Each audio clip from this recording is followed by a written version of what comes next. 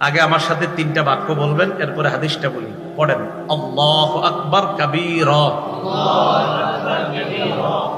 আলহামদুলিল্লাহি হামদান কাসীরা, সুবহানাল্লাহি বুকরাতাও ওয়া আসীলা।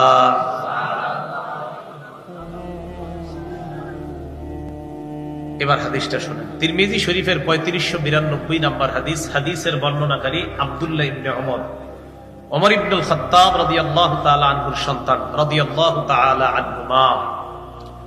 তা আব্দুল্লাহ ইবনে ওমর রাদিয়াল্লাহু তাআলা আনহুমার বর্ণনা, তিনি বলেন, বাইনামা নাহনু নুসাল্লি মা রাসূলিল্লাহি সাল্লাল্লাহু আলাইহি ওয়াসাল্লাম, আল্লাহর নবীর সাথে আমরা নামাজ আদায় করতেছিলাম।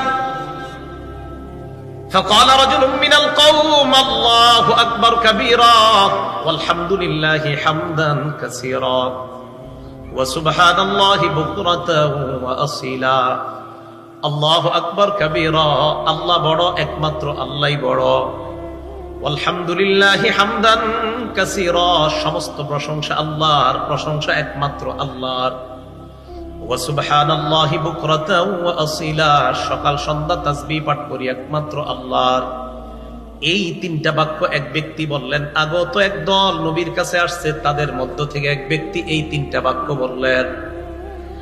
ফাকালা রাসূলুল্লাহ সাল্লাল্লাহু আলাইহি ওয়াসাল্লাম, আল্লাহ নবী বললেন, মানিল কাইলু কাযা ওয়া কাযা, কে এই বাক্যগুলা বলছে? মুসলিম শরীফের বর্ণনা 601 নম্বর হাদিসে আসছে, মানিল কাইলু কালিমাতান কাযা ওয়া কাযা। তিরমিজিতে মানিল কাইলু কাযা ওয়া কাযা, মুসলিম শরীফে মানিল কাইলু কালিমাতান কাযা ওয়া কাযা। এই তিনটা বাক্য কে বলছে? ফাকালা রাজুলুম মিনাল কওম আনা ইয়া রাসূলুল্লাহ, আগত মানুষদের মধ্যে একজন বলে, হুজুর আমি বাক্যগুলা বললাম।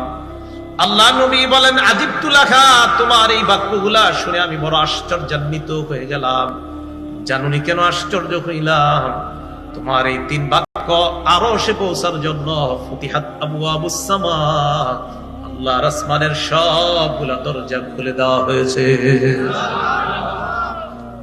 মনে থাকবে তো তিনটা? আবার আল্লাহু আকবার কাবীরা, আলহামদুলিল্লাহি হামদান কাসীরা,